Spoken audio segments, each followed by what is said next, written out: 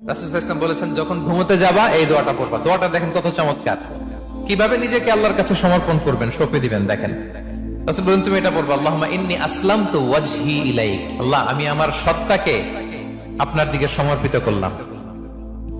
ওয়া ফাওয়াদতু আমরি ইলাইক। আল্লাহ, আমি আমার সব কাজকে আপনার কাছে সুপর্দ করলাম।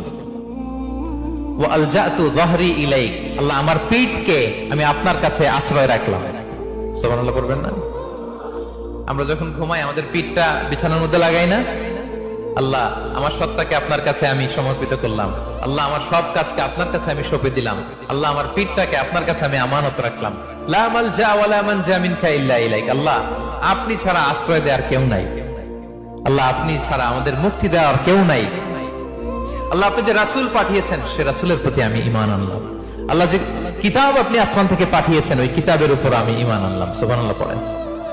বিষ্ণু ইসলাম বলেন, যখন কেউ এই দোয়াটা পড়বে রাত্রিবেলা, ফাইন মিত্তা, ওই মিন লাইলাতিকা, ওই রাতে যদি তুমি মারা যাও, মিত্তা আলাল ফিতরা, তুমি ফিতরাতের উপর মৃত্যুবরণ করবে। ওয়াইন আসবাহতা আসবাহতা ওয়া ক্বাদ আসাবতা খাইরান কাসীরা, আর যদি রাতে মৃত্যু না হয় তুমি বেঁচে যাও, তাহলে ওই দিনে তুমি প্রভূত কল্যাণ লাভ করবে। সুবহানাল্লাহ। তাহলে বলেন, এই দোয়াটা পড়ার দরকার আছে না নাই?